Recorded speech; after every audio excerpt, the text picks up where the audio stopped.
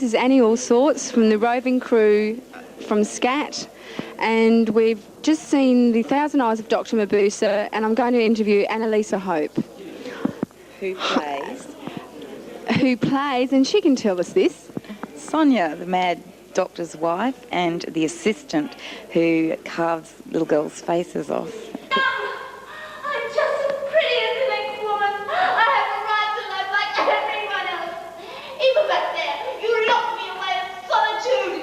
I had to for my And now, you drag me to this godforsaken place where I'm forced to live with the smell of the sick, a house full of suffering and wailing, a place that no one comes to and everyone avoids, where I'll die of boredom if this goes on.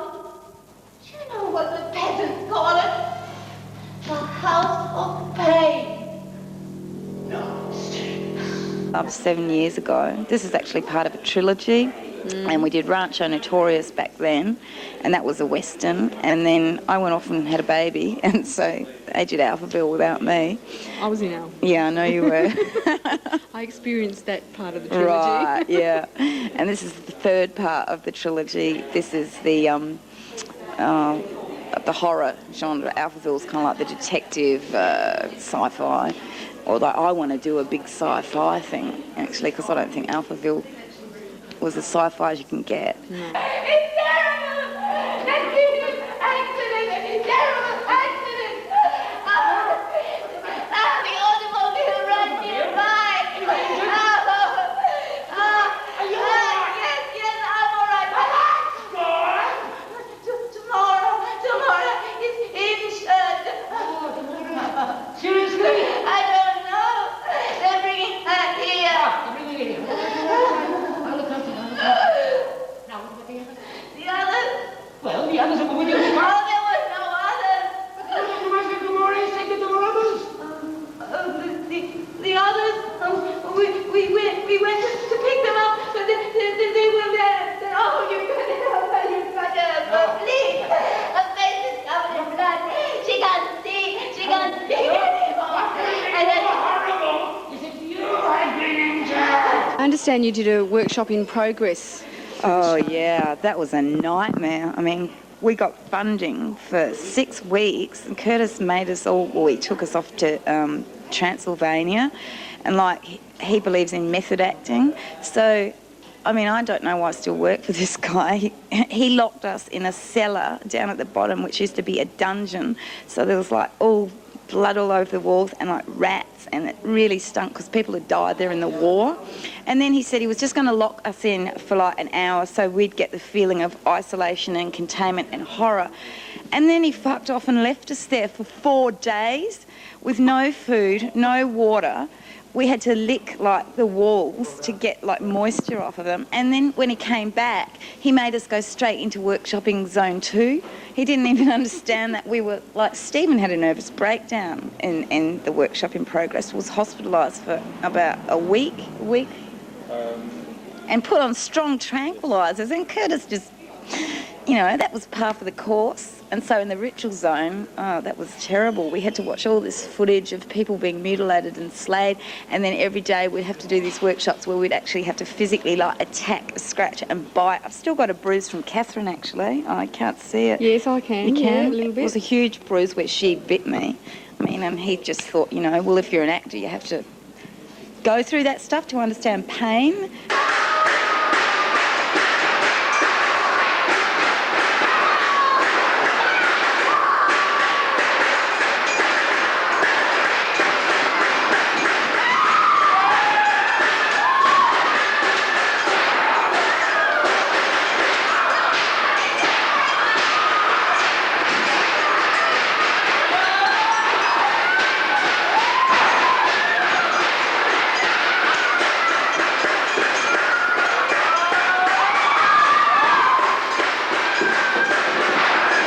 Now Stephen Sheehan, and he will tell us the parts he played.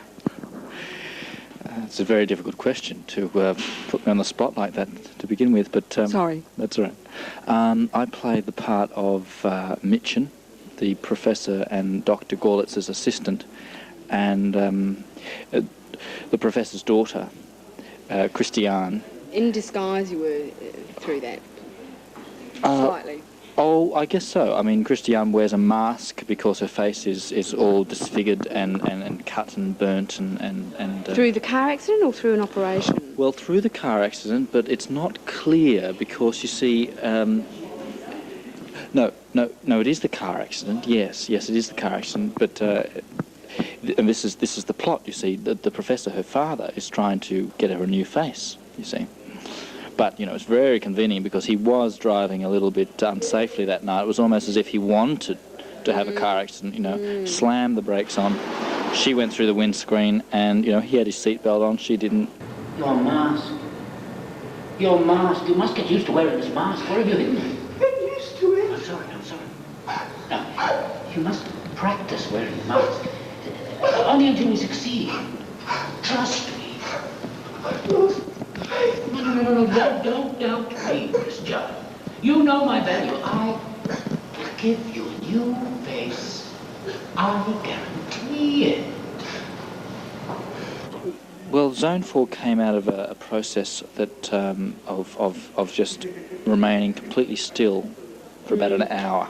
It's very, very similar to Buto. There was some Buto influence. Yeah, this is exactly right. I mean, when you're still for an hour, it comes a point where you do have to move. And it was then that we decided to move forward, you see. And that's where the whole idea of moving forward came from, Why moving forward as opposed to moving backwards?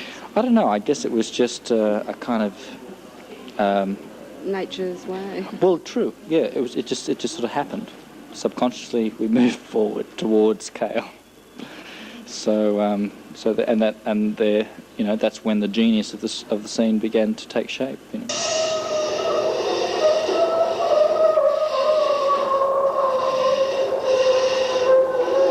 Feel playing the part of Christiane?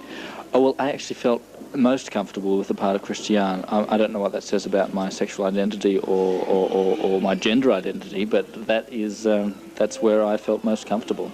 In a dress, prancing around the place. My larynx seemed to suit the high voice much more easily than Mitchen or the other characters. So, and she was a desperate soul, Christian, what are you doing? No!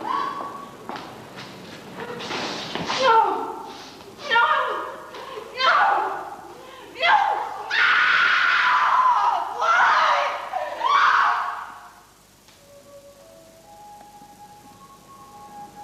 Kale, can you tell me your characters in this show? How many? Tell me who they were. I'm still wondering who they think they were.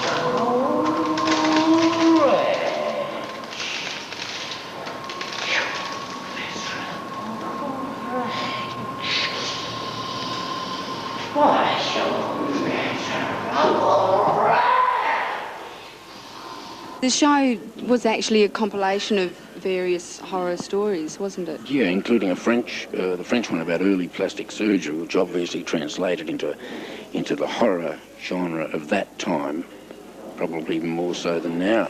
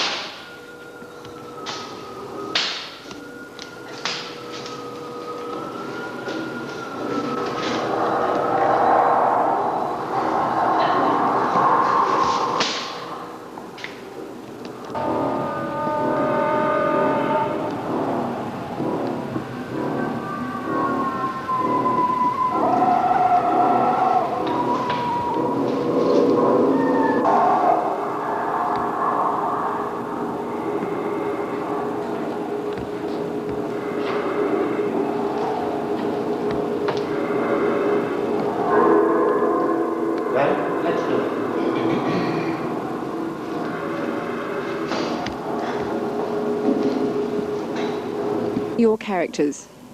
I'm Maritza, the maid, who's a sort of miserable person who's sort of stuck in the rut of having to always attend to her lady, Sonia. And then I'm Mademoiselle de Mora, who's, she's not really an archaeologist. Really, she's into black magic and rituals, and she sees Sonia as a willing participant. And then I play a patient who's just been trapped in a room, having endless experiments done on them day after day.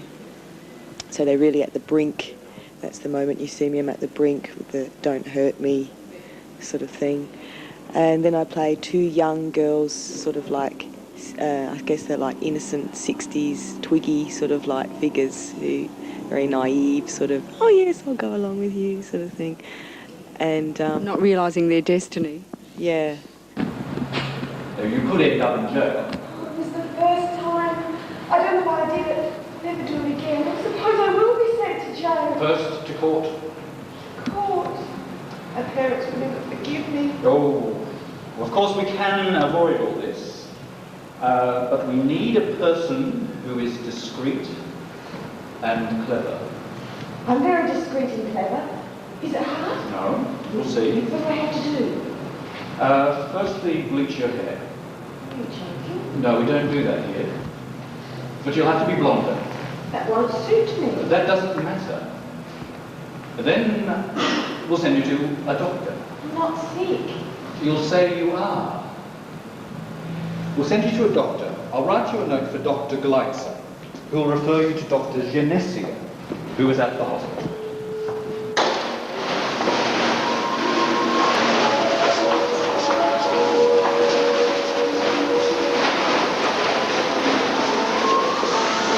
Curtis, I'd like to ask you where the concept of The Thousand Eyes of Dr Mabuse came from. Fritz Lang's Mabuse films, the three, the Mabuse the Spieler 1924, Last Will and Testament 1932, and A Thousand Eyes 1960. I understand you went to Transylvania for this workshop in progress. Transylvania. I didn't actually go myself. No? No. Well, I heard that some of the members did, and you made them go. Well, Maybe it was Transylvania in Adelaide. I don't know. It's mere speculation. I don't listen to gossip. This wasn't gossip. This was direct from Annalisa. That's gossip. So you believe in method acting? I understand. No.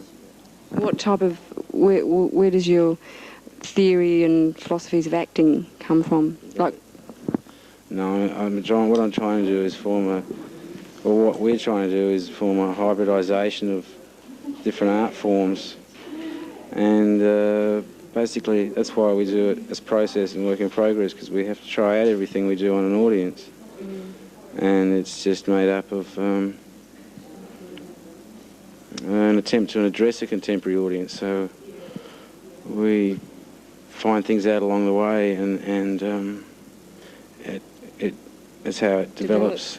Basically.